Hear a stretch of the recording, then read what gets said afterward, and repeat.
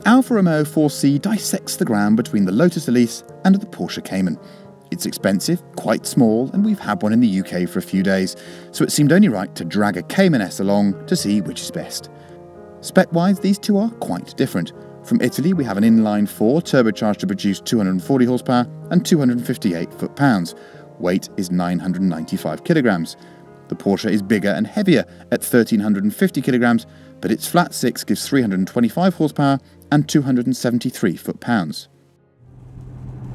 Normally with these videos, I run a kind of generic introduction and we talk about the cars and what we're going to do, and then we try and find a winner. I'm going to reverse it this time.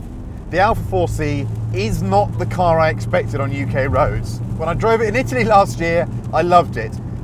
But I drove it on some quite specific Italian roads, and then I drove it on a test track and had great fun.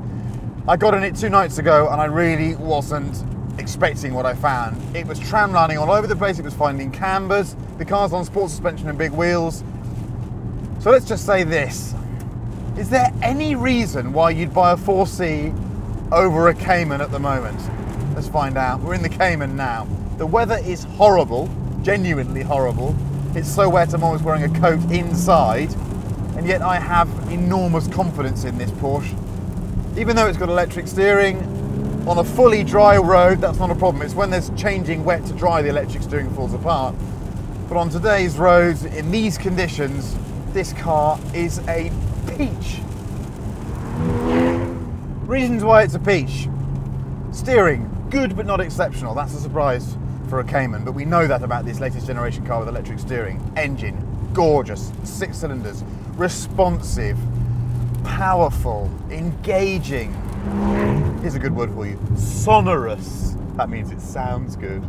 Gearbox, PDK in this one. Okay, I'd rather have the manual, but you know, this does me absolutely fine. Open differential, which means we're a little bit careful, but when we're coming out of second gear turns, it'll do that, and it's lovely.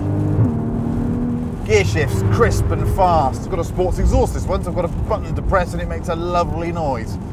The handling in these conditions, I mean, the roads are part flooded and the crown of the road is quite pronounced, but this isn't following any cambers like the Alfa. It feels absolutely perfect on the road. In fact, pound for pound, this is the Floyd Mayweather of sports cars, because it's just the best. There are others that are faster, there are those that are more exciting and sound better. But if you look at what they can actually achieve and the fun they give you, the Cayman is probably the best sports car on the planet. So I think it's going to be quite hard for the Alfa to prove to me that it's worth buying over this thing. The Alfa 4C is a complicated vehicle. You might see that I'm wearing different clothes than I was wearing in the Cayman. I've had to revisit the car. There are a couple of issues. What I will say is this. I love the fact that it's not a Cayman. I love the fact that it's closer in philosophy to a Lotus Elise. It's a lighter car, it's less comfortable. It moves around more on the road. It does sniff out the odd camber, it does follow the crown of the road, but it involves you more in that respect. I love the powertrain, I love all that torque, the way that I'm in 5th gear now and I just put my foot down at 50 and it just surges. I don't like the steering wheel still. I love the way it looks from the outside. I love the way people respond to the car. Just so special. But the dynamics on the road, once you get over the fact that you're so excited about being in it, well, they're a mixture really. The stuff that I really like, I like the fact that it feels quite supple. It's not being too hurried over bumps. It feels nicely damped. But it does lack a little bit of rear suspension sophistication to me. I feel that I wish it had double wishbones at the back, to be honest with you, and I think we all looked at the spec originally and felt that. The steering, it's got that lovely freedom that you expect from an unassisted steering, but just off centre, certainly on British roads, there's a lightness to it, and that allows the car to be dragged a bit more by the crown of the road. So you do find yourself Dukes of Hazzard style sort of managing the car even in a straight line. Some people will like that and think it's a sense of occasion. Grip's pretty good, although it does understeer a little bit in British conditions. So if it's slightly damp, you get a bit of a front push. Traction, it's superb. It's really not a worry at all. Engine note, well, from the inside, a bit dull, and 4 cylinders from the outside. Dead exciting, actually. Well, I love the electronic dash. I think that looks fantastic. I don't like the steering wheel. This sort of Parrot, whatever it's called, is it a Parrot? I'm not sure. All-in-one hi-fi they've bought in, that's pretty dreadful. But it feels special. Again, it just doesn't feel ordinary, and that's got to be celebrated, hasn't it? Gearbox isn't the fastest, but on the road, I don't have a problem with that. If I pull a paddle, I mean, you know, okay, it's not as quick as a GT3, but it's still pretty instantaneous to me. Downshifts are well matched.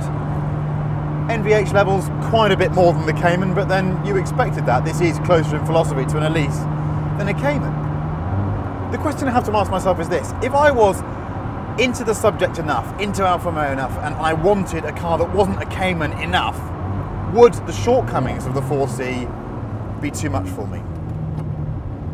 For me, no, they wouldn't. They really wouldn't.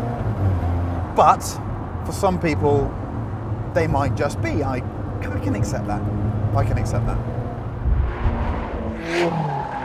On the track, the 4C is nimble, but I just couldn't unstick it the way I did on the launch last year. Steering effort is high too, and you just miss the ability to rev it out the way you can in the Porsche. Sadly for Alfa, it's up against one of the best cars ever made. The Cayman really is that good. Its chassis is miles beyond anything else in this or just about any other class, and the engine and gearbox are genius.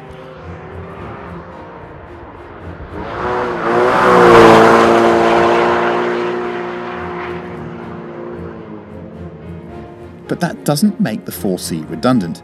There are a few issues with the 4C on British roads, and I think it suffers for having that rear strut suspension. This car also had sport suspension, and I think losing the rear roll bar and having softer dampers from the normal package will really help, as would some smaller wheels and tyres. I can't wait to drive that car. But it's a great looking thing that's a blast to drive, and best of all, it isn't another Porsche. In Porsche's defence, the Cayman S is just plain brilliant.